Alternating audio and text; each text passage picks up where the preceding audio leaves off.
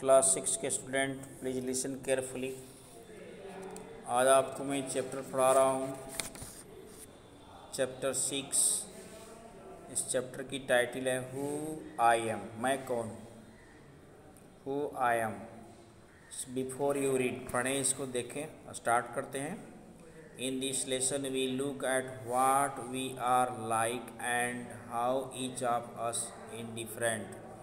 इस चैप्टर में, इस लेसन में हम ये देखेंगे कि हम एक दूसरे से कैसे भिन्न हैं और फिर हमारी पसंद जो है एक दूसरे के साथ किस तरह अलग अलग है, कौन कौन सी पसंद हमारी अलग हैं। Are all good at different things, कैसे भिन्न हो जाते हैं।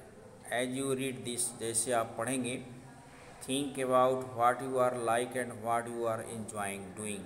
आपको कौन से काम करने पसंद है और किसका आप आनंद ज़्यादा लेना चाहते हैं। चलिए आते हैं who I am part 1, many voice. इसमें कई लोगों की आवाज़ें सुनाई देगी, कई लोगों की विचारें, कई लोगों के ओपिनियन सुनेंगे, देखेंगे। तो सबसे पहले जो लड़की खड़ी है इसका नाम है राधा। राधा कहती है, अब इसकी ओपिनियन क्या है, इसके ओपिनियन सुनते हैं, इसके विचार क्या है, इसे क्या चीज़ पसंद है, ये अपनी सुझाव कैसे दे रही है। तो ये बता रही है, my favourite activities climbing the trees. मेरी पसंदीदा जो काम है वह है पेड़ों पर चढ़ना। Just outside a house there is a mango tree. ठीक मेरे घर के सामने एक आम का पेड़ है।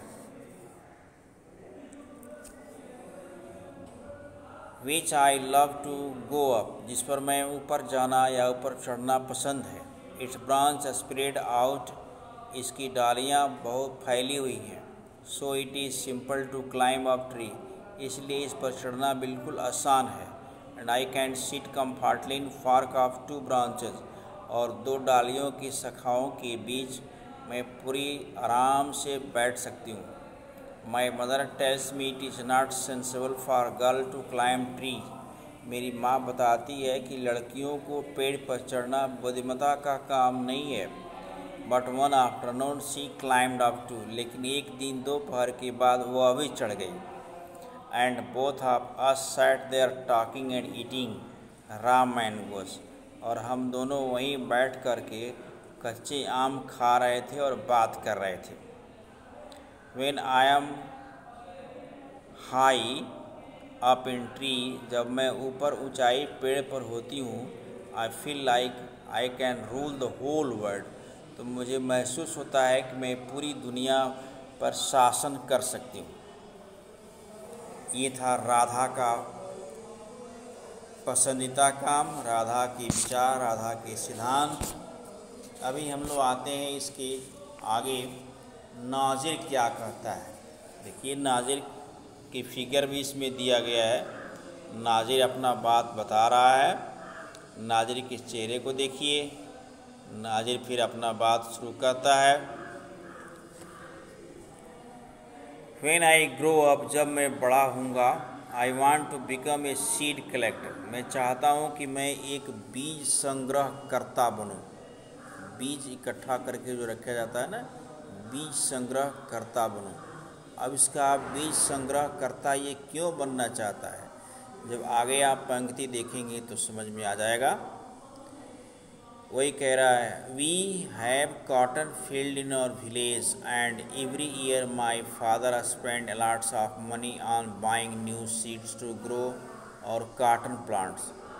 गांव में हम लोगों के कपास के उगाने का खेत है और हमारे पिताजी हर साल नए बीज खरीदने के लिए बहुत ज़्यादा पैसे खर्च करते हैं। माई ग्रैंडफादर टोल्ड मी, मेरे दादा ने मुझसे बताया, दैट मेनी ईयर्स एगो, बहुत वर्ष पहले, he could collect seed from on plants, वह अपने ही खेत में बोए पौधों से बीज को इकट्ठा करते थे।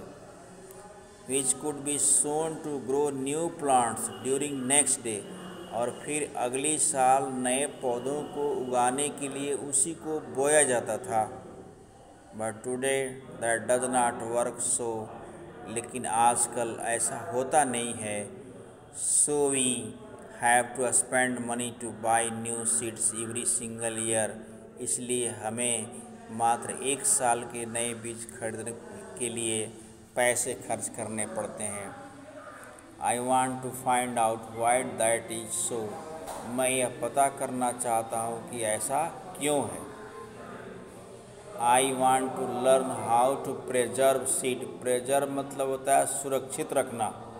मैं ये जानना चाहता हूँ, सीखना चाहता हूँ कि बीजों को कैसे सुरक्षित रखा जाता है। So that we can use them again and not spend money every year. ताकि मैं फिर से उसका दोबारा उपयोग कर सकूं और हर साल की तरह मुझे पैसे खर्च न करने पड़े। तो यहाँ तक आप दोहराएंगे और राधा और नाजिर की बात, फिर आगे की चैप्टर नेक्स्ट डे।